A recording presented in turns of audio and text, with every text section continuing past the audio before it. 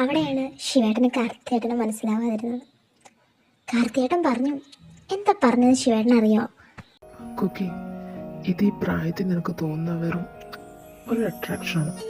കുറച്ച് കഴിയുമ്പം നിനക്ക് തന്നെ ഇത് ഓർക്കുമ്പോൾ കുറ്റബോധം തോന്നും. ഇതൊക്കെ ഈ പ്രായത്തിൻ്റെ ഇടാ, ഇതൊക്കെ മറന്നേക്കും. പിന്നെ ശിവ എൻ്റെ നല്ലൊരു കൂട്ടുകാരനാണ്. അവൻ്റെ പെങ്ങളാണ് നീ. എന്തിനാ തല കുഞ്ചിരിക്കുന്നത്?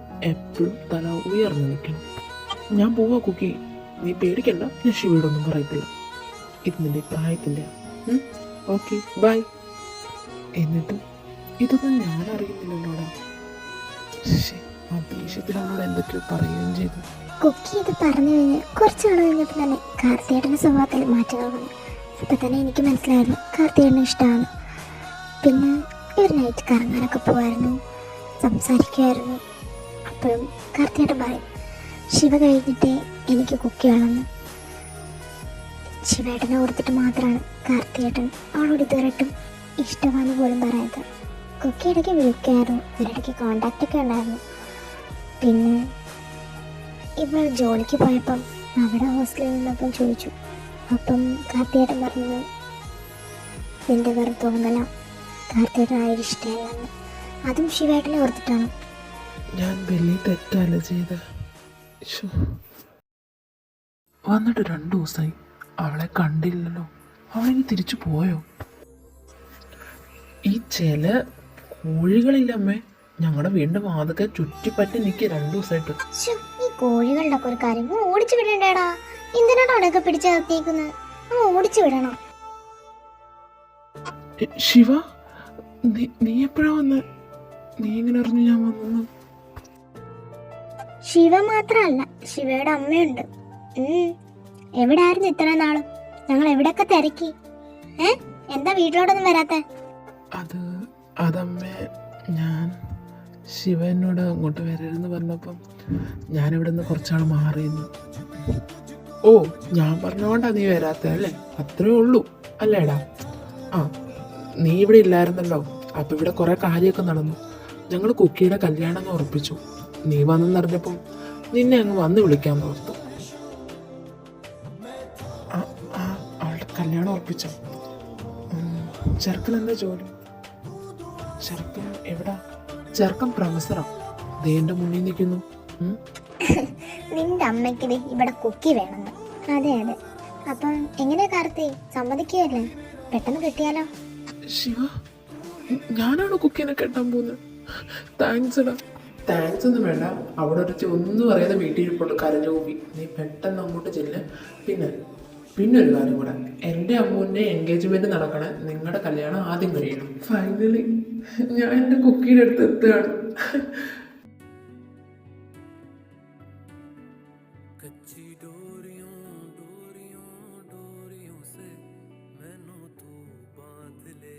കുക്കി കുക്കി കുക്കി, നീ എവിടാ?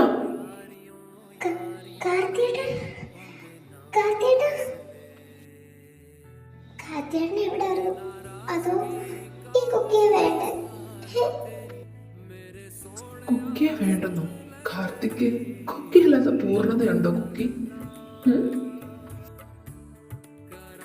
കാർത്തിയേട്ടന് ഞാൻ കാരണം നിങ്ങളുടെ ഫ്രണ്ട്ഷിപ്പ് നഷ്ടമായില്ലേ? ആരാ നിന്നോട് പറഞ്ഞത്? നീ മാത്രമാണ് സ്നേഹിച്ചത്, ഞാനും നിന്നെ സ്നേഹിച്ചില്ല. അപ്പം ഞാനും കുറ്റക്കാരനല്ലേ? പിന്നെ ഞങ്ങളുടെ ഫ്രണ്ട്ഷിപ്പിന് ഒരു കുഴപ്പമില്ല. ശിവയാ അത്. നമുക്ക് കല്യാണം കഴിച്ചാലോ? എങ്ങനെ? നിന്നെ ഞാൻ കെട്ടി എൻ്റെ വീട്ടിലോട്ട് കൊണ്ടോട്ടെ? എൻ്റെ പെണ്ണായിട്ട് ഇത് മാത്രം കുക്കിയായിട്ട് സമ്മതമാണോ? ഞാൻ കാരണം ഒത്തിരി കരഞ്ഞല്ലേ? പോട്ടെ, ഇനി കണ്ണു നിറയിക്കില്ല. എന്നെ ഇട്ടിട്ട് ഇനി എങ്ങോട്ടും പോകില്ലെന്ന് കാർത്തിയേട്ടൻ പറ. പ്രോമിസ്, നിന്നെ ഇട്ടിട്ട് ഞാൻ എങ്ങോട്ടും പോകില്ല. പോരെ?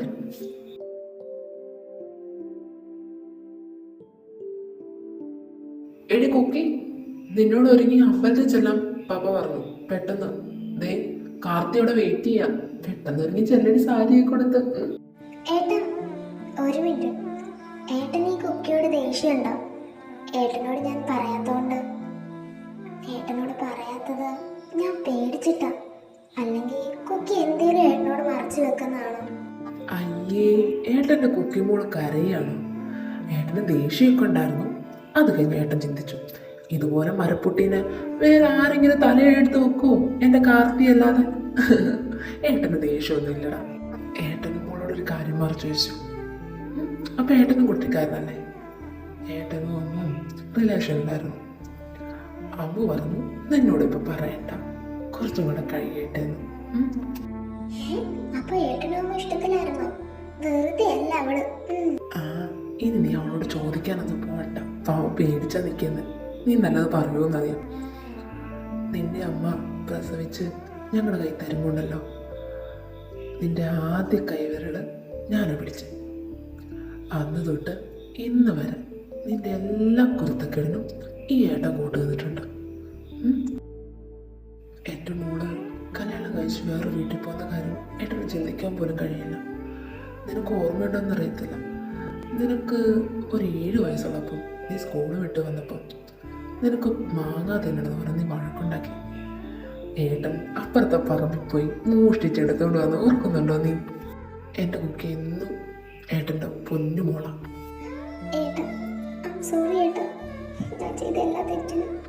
എന്താടി എന്തിനാ കരയണേ? കരയൊന്നും വേണ്ട, കണ്ണൊക്കെ തുടച്ച് വീട്ടിലേക്ക് കുട്ടിയിരിക്കും.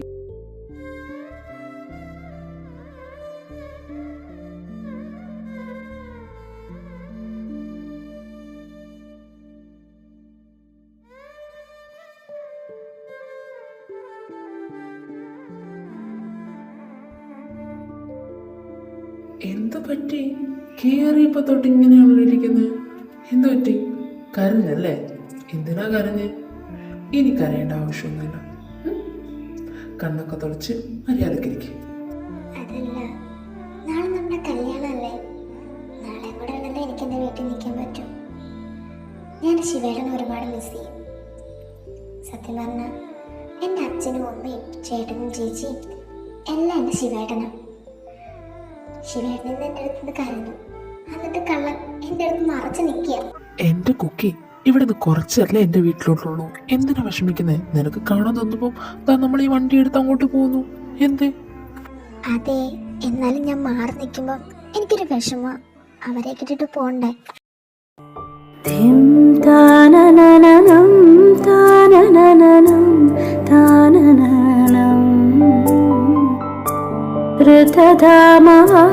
പരാജിത ദുരാവഹ പ്രണവാത്മിക അധികസ്വരാതുതിശാരദ നമോസ്തുതേ.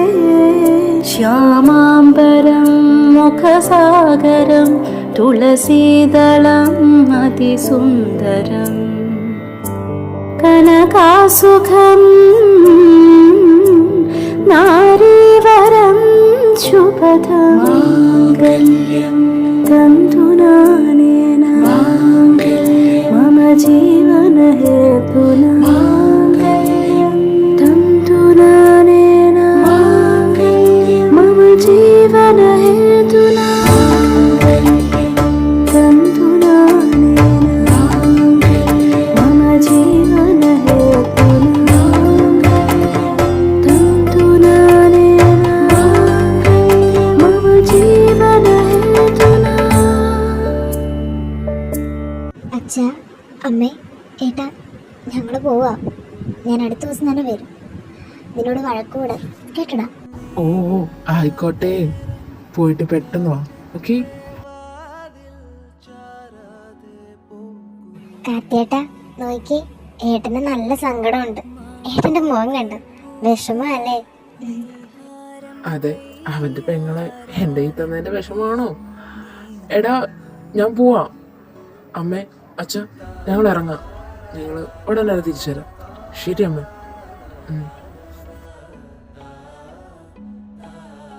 മോളെ, നിങ്ങൾക്ക് തന്നെ ക്ഷീണം കാണുമല്ലോ, പോയി റെസ്റ്റ് എടുത്തോ. ദേ, ഈ പാലും കൂടെ കൊണ്ടുവയ്ക്കോ. ഇത് 2 പേരും കുടിക്കണം കേട്ടോ. എനിക്കൊരു പൊക്കം. ശരി. ഇങ്ങ് വാടി. എത്ര നേരമായി നോക്കി നിൽക്കുന്നു. മനുഷ്യൻ മടുത്ത് എവിടെ ആയിരുന്നു? കാർത്തിയേട്ടാ, ഇത് നിർത്ത്. അത് അമ്മയൊക്കെയായിട്ട് വർത്താനം പറയായിരുന്നു. ദേ, ഈ പാല് അമ്മ വന്നു, 2 പേരും കൂടെ കുടിക്കാൻ പറഞ്ഞു. വൈകിട്ട് പാല് കുടിക്കാൻ ശീലം നിനക്കുണ്ടോ? എനിക്കില്ല. അപ്പൊ പിന്നെ വേണോ? എങ്ങനെയാ? Light of ചെയ്തേക്കട്ടെ. ആശിഷ്, എന്താ അഖില ഇങ്ങനെ കിടന്ന് ടെൻഷനാവുന്നത്? അഖില, ഐ ലവ് യു. ഞാൻ സ്വന്തമായിക്കോട്ടെ, നിന്നെ എൻ്റേതായിട്ട് മാത്രം. നിനക്ക് കാർത്തി അവളെ വാരിപ്പുണർന്നു. അത്രയും നാള് അവർ കാത്തിരുന്ന സ്നേഹം മൊത്തം അവർ ആ ഒരു നിമിഷം പങ്കുവച്ചു. ഇരുവരും അങ്ങനെ അന്നത്തെ ദിവസം കടന്നുപോയി. പിറ്റേ ദിവസം രാവിലെ കാർത്തിക് കണ്ണു തുറക്കുമ്പോൾ കാണുന്നത് രാവിലെ തന്നെ അഖില കുളിയിൽ കഴിഞ്ഞ് നിൽക്കുന്നതായിരുന്നു കാർത്തിയുടെ കണ്ണിൽപ്പെട്ടത്. പിന്നെ പറയേണ്ട ആവശ്യമില്ലല്ലോ, നമ്മുടെ കാർത്തിയുടെ സ്വഭാവം അറിയാലോ. കാർത്തി പെട്ടെന്ന് തന്നെ അവളെ ചേർത്ത് പിടിച്ചു. എൻ്റെ അഖില, നീ ഇവിടെ കിടന്നേ. കാർത്തിയേട്ടാ, ഇങ്ങനെ കിടന്നാൽ മതിയോ? എനിക്ക് താഴെ പണിയുണ്ട്. വിട്ടെ, ഞാൻ പോട്ടെ. അങ്ങനെ നമ്മുടെ അഖിലയുടെ കാർത്തിയുടെ ജീവിതം സന്തോഷകരമായി മുന്നോട്ട് പോയി. ഞാൻ നിങ്ങളോടൊരു കാര്യം പറയാം. ആരോടെങ്കിലും ഇഷ്ടം തോന്നി അങ്ങ് തുറന്നു പറഞ്ഞേക്കണം. നമ്മൾ പറയുമ്പം ഒരു വാക്കല്ലേ, കിട്ടിയാലോ ഒരു ജീവിതം തന്നെ. ഇങ്ങനെ മറച്ചു വെക്കേണ്ട ആവശ്യമില്ല. എന്തുണ്ടെങ്കിലും ഓപ്പണായിട്ട് തുറന്നു പറയാം, അതാരാണേലും. അന്നൊരു പക്ഷേ അഖില കാർത്തികനോട് ഇഷ്ടമാണ് തുറന്നു പറഞ്ഞില്ലല്ലോ. ഇപ്പം എന്തൊക്കെയായി ഇങ്ങനെ വരുന്നു.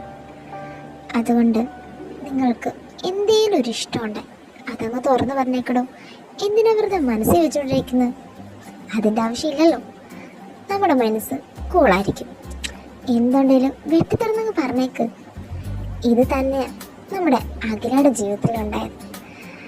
ഇപ്പം ഒരുപാട് സങ്കടം അനുഭവിക്കുന്നുണ്ട്. കാരണം അന്നൊരു പക്ഷെ തുറന്നു പറഞ്ഞ് ഓപ്പണായിട്ട് സംസാരിച്ചിരുന്നെങ്കിൽ ഇതോടെ നമ്മുടെ കഥ ഇവിടെ തീരെയാണ്. പക്ഷേ കഥ ശരിക്കും തീർന്നിട്ടില്ല കേട്ടോ. നമ്മൾ ഈ എപ്പിസോഡ് ഇവിടെ അവസാനിക്കുകയാണ്. ഇനി വേറൊരു എപ്പിസോഡ് നമ്മൾ കടന്നു വരും.